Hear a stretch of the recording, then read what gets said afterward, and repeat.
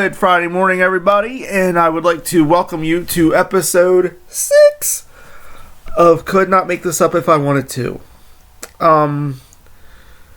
In today's episode, I have another pretty scary story for you guys. So if you have children under 13, you might want to turn this down so they can't hear, because I don't want to have any nightmares happen. Or you can put earbuds in if you want to, continue with the video. In this particular episode, and again, this is why it's called I Could Not Make This Up If I Wanted to, because I'm not making this up. I am going to tell you the story of when my family and I lived in a haunted house. This particular story took place in Colorado between 2001 and 2002. We had just moved out of the rental house into our new house that we bought. And, we've been there for a while, but we had moved out of the old house into the new house. And my mom and dad got up in the morning to get ready for work. And, day was going on as usual. We eating breakfast, talking what we're going to do during the day. And so on and so forth. It was a day like any other. My mom and dad finished our breakfast. My mom straightened up the kitchen a little bit. And then she and my dad went and got ready to go to work. So they go in, they get ready, they come back out, we say our goodbyes, they travel off to work. So after they leave, I start my morning routine by going into my bedroom and turning on my television in my room, putting it on my favorite one of my first show of the day. And when we lived out there, we had DirecTV, and when we had that, you could go through the program, that little box thing that comes up, shows you all the shows that are on, and you could pick the shows you wanted to watch throughout the day, and then anytime the show would come on that you chose, it would automatically turn the channel for you. You wouldn't have to turn the channel. You wouldn't miss the show. So I set up all my shows that I wanted to watch throughout the day, and got my day started. And then I got online and started chatting to my friends. So I get online, I start talking, and I'm having a good old time. We're chatting, being crazy, being silly, the whole 9 yards. And as I'm chatting, I all of a sudden get this feeling like I'm being watched. Well, I figured that my father or somebody had come home because they forgot something, and they were planning on scaring me. So the first time I spin around, nobody there. So I go back to what I'm doing, because I figured, well, it probably wasn't who I thought it was, and I just went about my day.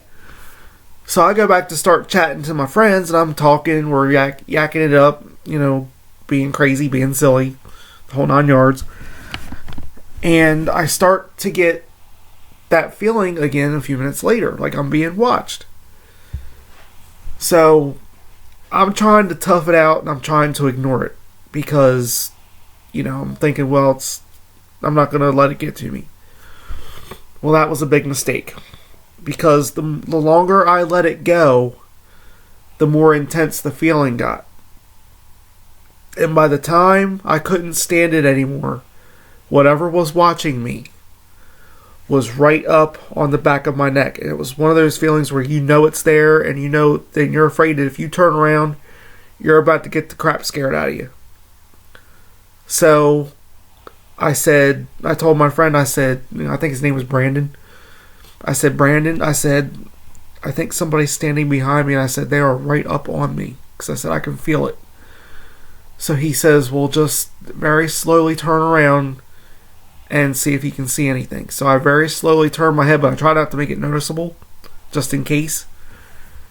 And I turn my eyes to look at my peripheral vision. And out of the corner of my eye, and again, guys, you know your boy's not making this up. So, get ready.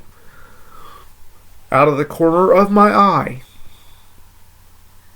I see the shadowy figure of a man standing in our family room, because the family room is right outside my bedroom door in the new house. So, after I see him out of the corner of my eye, I very quickly turn around to say, what are you doing here? And the figure is gone. It's just that quick, it was gone. So I told my friend, I said, be right back, somebody's in my house. And, of course, my friend Brandon, he starts freaking out. He's like, oh my God, be careful, whatever. So I go through the house to chase down or track down whoever it was that was in my house. So I go through the house, check every room. I check the spare bedrooms, I check the bathroom, I check my parents' room. There's nobody in the house at all. I even looked under the beds in both bedrooms. There's nobody there. In all the bedrooms, actually. And there's nobody there. I was thorough in my inspection. So I'm thinking, well, how could this person have got in my house? So I start checking the doors and the windows. So I go to the breakfast nook, check all the doors and windows there. Everything's locked up tight. I check the dining room.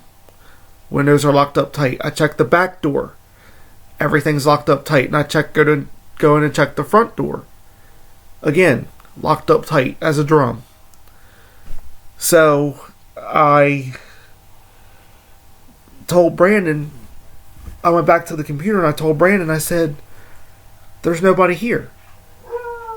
I said, I checked every room in this house and I can't find anybody. I said, I checked under the beds, I checked the doors, I checked the windows. I can't find anything. And Brandon says, well, Mike, he says, there's only one explanation for what you might have seen. And I said, what's that? And he goes, you just saw yourself a ghost. And as soon as he said that, my heart just went right up into my throat. Because it was one of the scariest things I've ever encountered in my life. Because when I saw that shadow figure, before I turned around and saw it, it felt like somebody was right up on my neck, because the hair stood up on my neck and I got goosebumps. And I felt like this cold breeze around me. And ever since then, and this is no joke, ever since then, I have been paranormal sensitive, which means you're sensitive to, things that are around you that you can't see. I've seen ghosts in my grandmother's house. I've seen them, just in random places. I've heard things.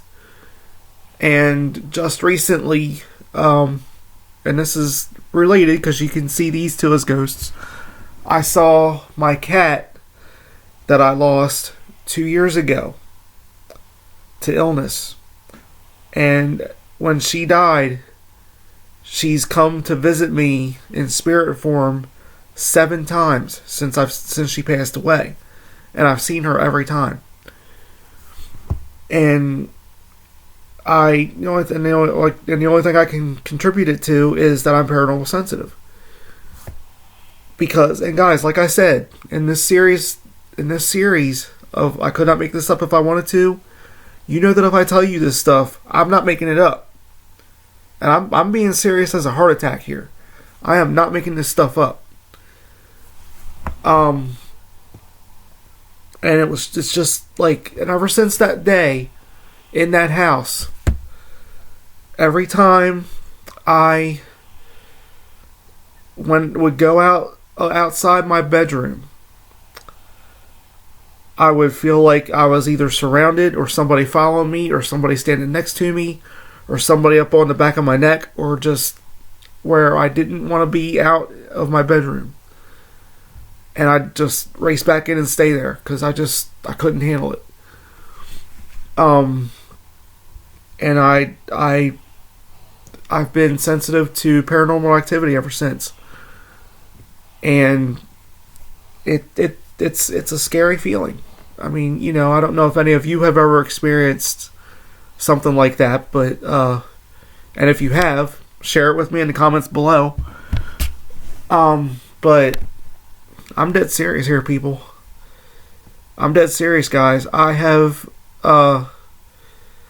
you know, I'm not making this stuff up. That's all I can tell you. And it's something that when it happens to you, it'll freak you out. It'll psych you out. It'll just drain you. And I hope that I never experience anything like that ever again, because it was just the scariest thing I've ever experienced in my life.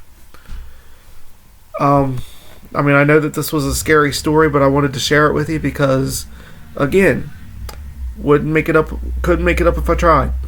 And being totally honest with y'all.